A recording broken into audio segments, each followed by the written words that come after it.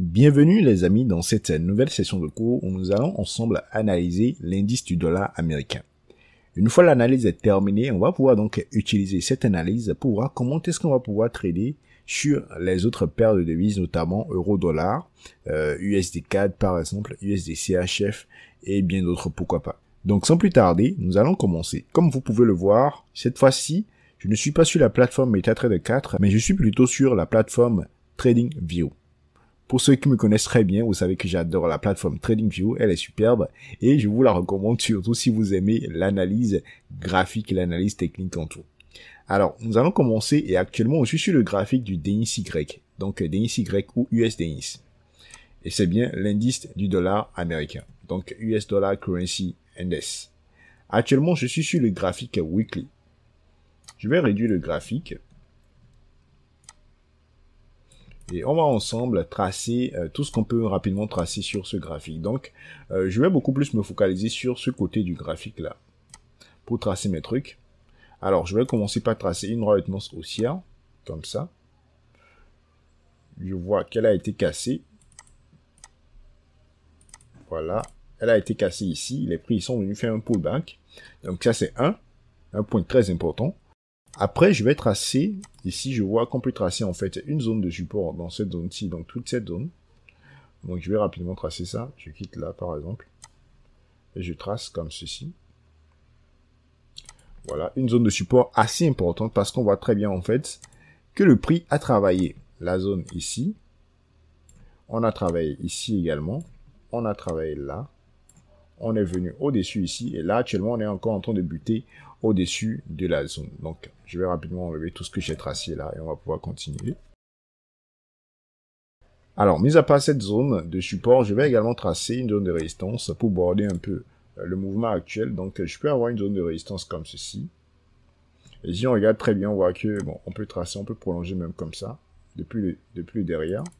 Donc, ce rebond là, là et là. Donc, en fait, on a une double zone maintenant. Donc, on a le prix qui est borné entre une zone de support et une zone de résistance. On va simplement dire, en fait, qu'on est dans un range actuellement. Parce qu'on a buté là, on est revenu ici. On a buté là, on est revenu. On peut repartir encore chercher la bande supérieure du range. On ne sait pas encore. Alors, cela veut simplement dire quoi? Actuellement, on est sur une zone de support sur le graphique du DXY. Donc, le DXY est actuellement sur une zone de support très importante.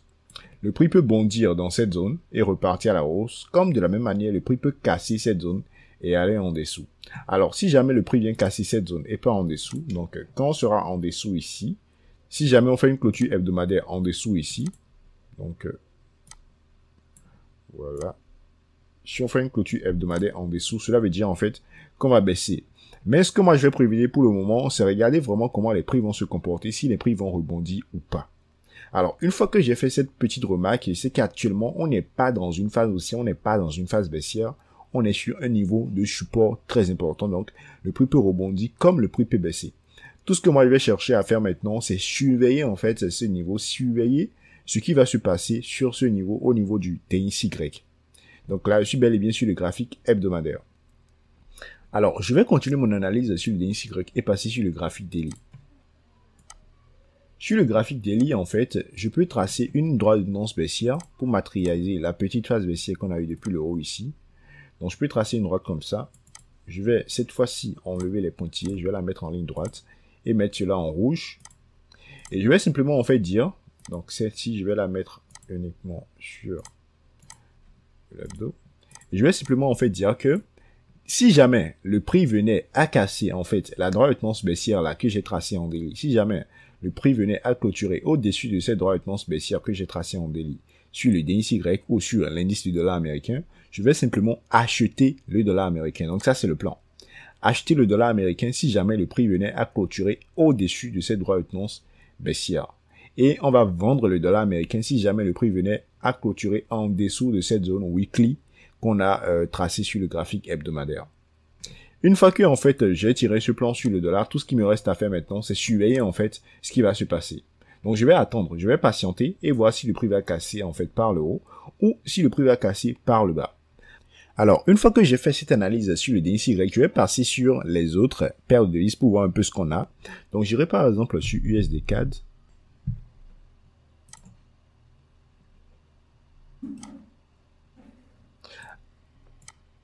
Alors, sur l'USD4, j'avais déjà fait une analyse et on voit également que sur l'USD4, en fait, on est dans un range. Donc, on est en fait borné par une zone de support très importante et une zone de résistance très importante. Donc, actuellement, sur l'USD4 également, on est en train de bondir. On est venu dans la zone de support, on n'a pas encore bondi, mais on est dans la zone de support. Donc, c'est probable, en fait, qu'on bondisse. Si jamais, en fait, le DXY casse la droite de tendance baissière qu'on a vu de l'autre côté, on verra également que certainement USD4 également va casser une droite de tendance baissière qu'on aurait tracée. Pourquoi? Parce que là-bas, on a le dollar. Le DXY ou USD, ça représente le dollar. Donc, si le dollar monte, cela veut simplement dire que USD4 va également monter parce que le dollar est devise de base dans USD4. Donc, j'irai sur le graphique daily de l'USD4 et je vais en fait tracer une droite de tendance baissière également sur ce graphique-là.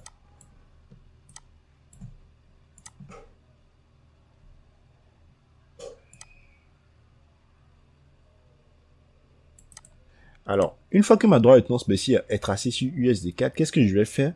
Je vais simplement attendre. Là, en fait, il n'y a pas à prendre position tout de suite. Je vais simplement attendre et voir ce qui va se passer sur le graphique de l'indice du dollar. Si jamais l'indice du dollar casse de l'autre côté, c'est-à-dire si je repars sur le DXY, si l'indice du dollar arrive à casser ici et je reviens sur USD4 et que USD4 également casse à ce niveau-ci, je vais simplement acheter USD4 pour aller viser la bande supérieure en fait du range. Par contre, si l'indice du dollar casse et que USD4 n'a pas encore cassé, je vais attendre que USD4 casse également par le haut pour acheter. Je ne sais pas si vous comprenez. Donc, il faut pas en fait, parce que l'indice du dollar a cassé de l'autre côté, je vais directement aller acheter USD4. Non. Si l'indice du dollar casse de l'autre côté, je vais attendre également que USD4 franchisse par le haut cette droite de tendance baissière pour acheter également USD4. J'espère que vous avez très bien compris cette analyse. Si vous avez compris, c'est vraiment super. Si vous n'avez pas compris, n'hésitez pas à poser des questions pour recevoir vraiment plus d'explications de ma part. Alors maintenant, je vais passer sur le graphique de l'euro USD et on va ensemble voir comment est-ce qu'on va pouvoir en fait trader l'euro USD en se basant sur l'analyse qu'on a eu à faire sur le DXY de son côté. Donc je vais juste taper euro USD. Je prends ceci. Alors, une fois sur le graphique de l'euro USD, on ira également sur le graphique hebdomadaire, donc sur le weekly. Et quand on part sur le weekly, en fait, on va remarquer que, comme vous le savez très bien, que l'euro dollar, en fait, et le DXY font pratiquement, en fait, les mêmes mouvements. Donc ici, je vois, en fait, qu'ici, je peux délimiter, en fait, une zone, comme ça, par exemple. Une zone de résistance, comme ça, par exemple. Et là, en bas, je peux délimiter une zone de support comme ça. Voilà. Et qu'est-ce qu'on remarque en fait sur l'euro-dollar? On voit que l'euro-dollar est en train d'aller vers sa zone de résistance une fois déjà. Et qu'il est possible en fait qu'on se retourne. On ne sait pas encore si on va se retourner, mais c'est possible qu'on se retourne. Et en fait, au niveau de DXY, on voit que DXY est vers la zone de support. Donc, euro est en train d'aller vers la zone de résistance et DXY est dans la zone de support. Ce qui veut donc dire que c'est très concret. Pourquoi? Parce que on sait que le dollar, étant donné que le dollar est devise de contrepartie d'un euro USD, si le dollar monte, euro USD va baisser.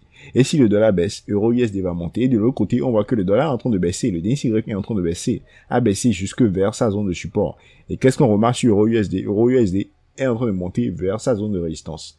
Alors, ce qu'on va faire ici sur euro USD, on repart sur le graphique daily. On va également sur euro USD tracer une droite de tendance haussière comme ça. Donc, on trace notre droite comme ça.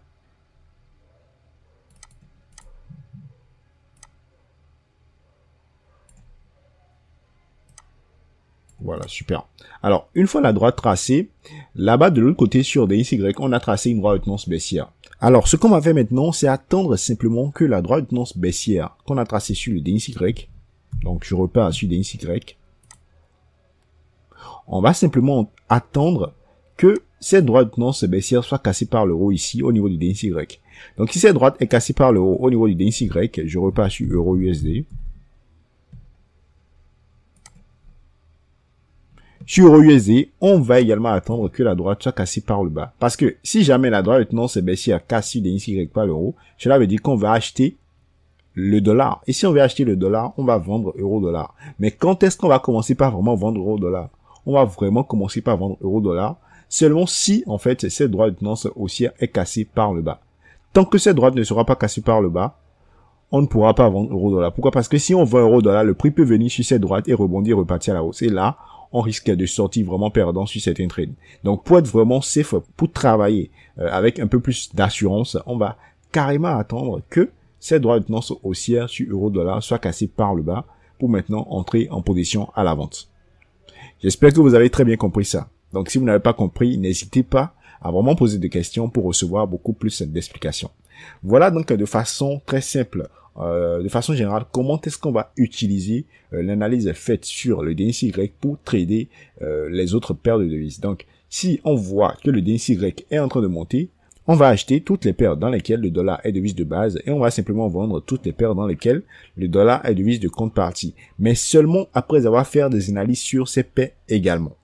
C'est vraiment très important, c'est seulement après avoir fait des analyses qu'on va vendre. Si par exemple on voit que le dollar va monter et qu'on veut vendre euro-USD, on va attendre voir une cassure d'une droite de tendance haussière sur euro-USD avant d'entrer en position à la vente. Ou un rebond sur une résistance pour entrer en position à la vente.